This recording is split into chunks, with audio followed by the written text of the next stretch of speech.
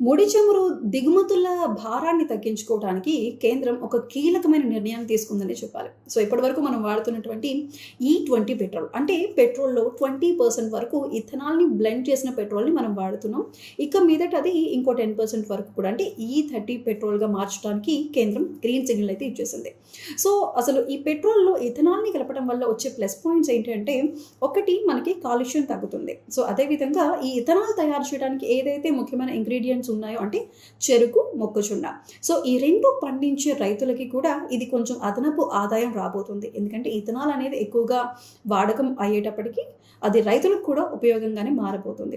So, అయితే ముఖ్యంగా దీనివల్ల డిసడ్వాంటేజెస్ కానీ లేదంటే దీనివల్ల పడే భారం ఎవరికి ఉంటుందంటే పాత వాహనాలు వాడేవారికి ఉంటుంది. ఎందుకంటే మనలో చాలామంది కూడా ఒక్కొక్క వాహనాన్ని అంటే వెహికల్ బైక్స్ కూడా కావచ్చు. ఎందుకంటే కార్స్ విషయం పక్కన పెడితే బైక్స్ చాలామంది కూడా రెగ్యులర్‌గా ఆల్మోస్ట్ 8 ఇయర్స్ నుంచి వాడుతున్నాం. లేదంటే 10 ఇయర్స్, 12 ఇయర్స్ వరకు కూడా వాడుతున్న వాళ్ళు చాలామంది ఉంటున్నారు.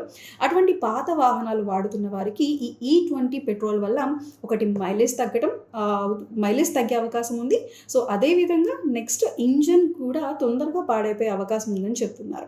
సో, మరి దాన్ని ఏ విధంగా మోడిఫై చేయబోతున్నారు? ఎందుకంటే ఇప్పుడు 2025 తర్వాత వచ్చినటువంటి కొత్త వెహికల్స్ అన్నిటికి కూడా సో, ఇంజిన్స్‌లో ఆ మార్పులనేవి చేశారు. అంటే ఈ E20 పెట్రోల్ కానీ లేదంటే E30 పెట్రోల్‌కి సంబంధించి గానీ సో, అవైతే బానే ఉంటాయి ఇంజిన్స్.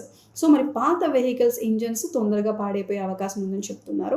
సో, అదే విధంగా ఇథనాల్‌కి తొందరగా తుప్పు పట్టే స్వభావం ఉందని చెప్తున్నారు. దానివల్ల ఫ్యూయల్ ట్యాంక్స్ గానీ లేదంటే చాలా వెహికల్‌లో ఉండేటటువంటి ఈ మెటల్ ఐరన్‌కి సంబంధించి తుప్పు పట్టే వాటికి సంబంధించి ఏవైతే పార్ట్స్ ఉంటాయో అవి తొందరగా తుప్పు పట్టేస్తాయంటూ కూడా చెప్తున్నారు. మరి దానికి సంబంధించి ఇటు కేంద్రం ఏమో రైతులకు ఉపయోగకరంగా ఉంటుంది, ఇటు కాలుష్యం తగ్గుతుందని చెబుతుంది.